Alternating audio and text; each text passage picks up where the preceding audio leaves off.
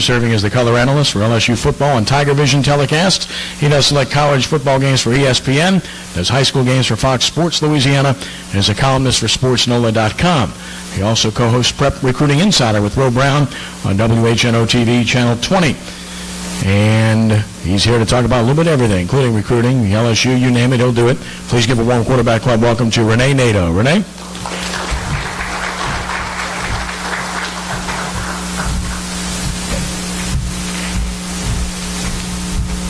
Okay, the trivia question that Bobby couldn't remember, we collaborated, both Kenny and I got the name Earl McCullough. Detroit Lions, Southern Cal wide receiver, 1968, is that right, Bobby? Y'all could both run together, right?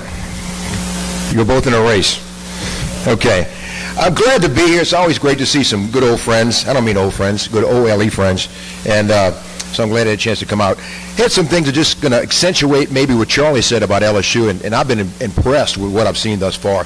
As Charlie Baglio talked about, the wide receivers, Odell Beckham and Jarvis Landry are both, together, tandem-wise, they 32 catches, 576 yards, and 9 scores. They lead the SEC as a tandem wide receiver. LSU, third in scoring, 46 points a game, third in rush defense, allowing 110.7 yards per outing, third in pass defense, 157 yards per game, and third in total defense. LSU defense got 6 sacks thus far, and as Coach Baglio alluded to, they've kept Zach Mettenberger pretty clean. They've only given up 2 quarterback sacks thus far. That's pretty stout. Pass efficiency, Zach Mettenberger's number 1 in the SEC, 797 yards, 9 touchdowns and no interceptions. He had 12 touchdown passes all of 2012, so he's far ahead of where he was last year. He's on course to throw for close to 3,200 yards this year. Odell Beckham, 702 all-purpose yards, leads the SEC. And Terrence McGee, surprise, is the leading rusher at LSU right now, with averaging 8 yards per carry.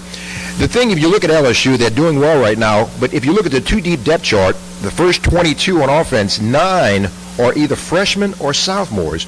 And if you look at the defense, out of the starting 22 in the 2-deep depth chart, 13 are sophomores or freshmen. So they've got a great future up ahead. Eagle Ferguson, the leading tackler for LSU, he's got 2.5 tackles for loss and 1 sack. A lot has to do with Anthony Johnson, the interest he's getting from the offense, getting double and triple team. And, I look at some of the young guys that maybe a lot of people don't know. Little inside stories, if you will, as Kenny talked about. I do Tiger Vision game. We'll be doing the LSU Furman game this year on October 26th, I think it is. And I like to talk about some inside stories. Those games that could be one-sided. And, you always have to do a little extra homework to make sure you have some stories. And there's a few players I like to talk about. J.C. Copeland, he's that battering ram for a fullback. He's 6'1", 270. He had 27 sacks. I don't know if you know that, as defensive tackle in high school as a senior. He had 27 quarterback sacks. And you can ask this guy to play fullback. So it had to be a little bit of an ego thing when he first got to LSU, that he allowed himself to swing over the offense, that he can knock people down. He's busted 33 to 34 face masks since he's been up there. So, he's a pretty good hitter. Tre'Davious White is a guy who reminds me a lot of Mo Claiborne, who he's related to. I think he's got a bright future at LSU. Christian Lacouture is number 91. He can play inside or outside. He's about 300 pounds, right around there, and he moves very, very well. He gets his meanness, I guess, his attitude from his dad, who is a pretty good hockey player at the University of Maine, and hockey guys. Travin Durrell, number 83, who may emerge as the third receiver for the Tigers. He's a 7-foot-high high jumper, and he's 6'2", so he gets up there pretty good. If it's a jump ball, my money's on number 83.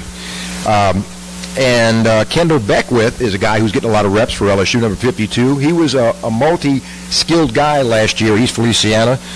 Played a little quarterback, running back, defensive end, linebacker. He had 17.5 sacks and 25 tackles for loss last year, in spite of playing a lot of offense as well. And talk about speed, and I know Coach Baglio can allude to this, LSU has some fast guys. Odell Beckham has told me he's run a 4.3, 340. and you think that's fast. There's at least two guys on the team that are faster than that. Gerald Brazil has run a 4.29, and he's not even the fastest. Kavara Holmes is a track guy out of Breaux Bridge. He has run a 4.2840.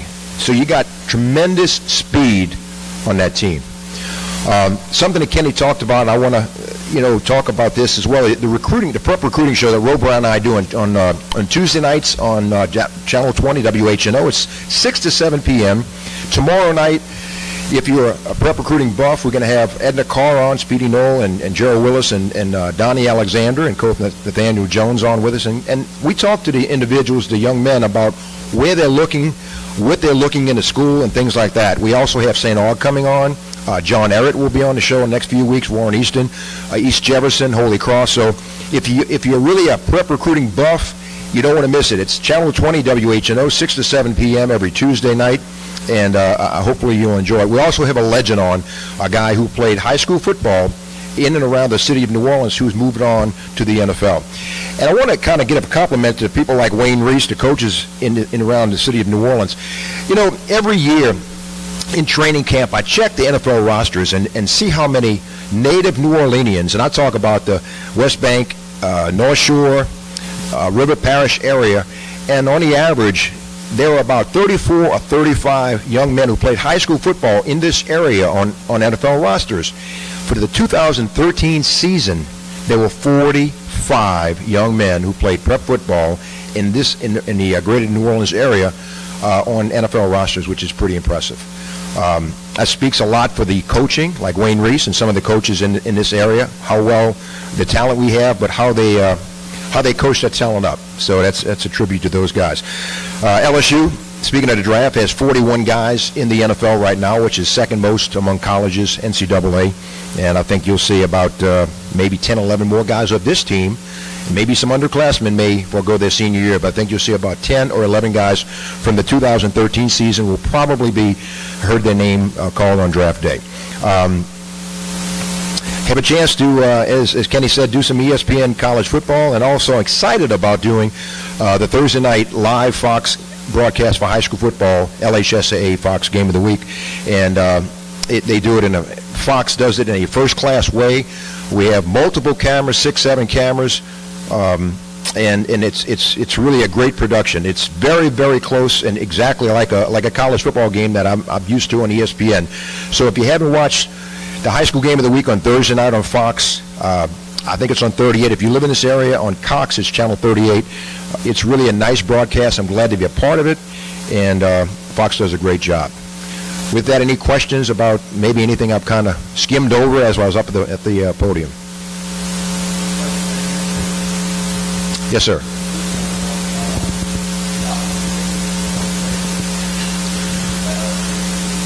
I think USC, actually. I think USC.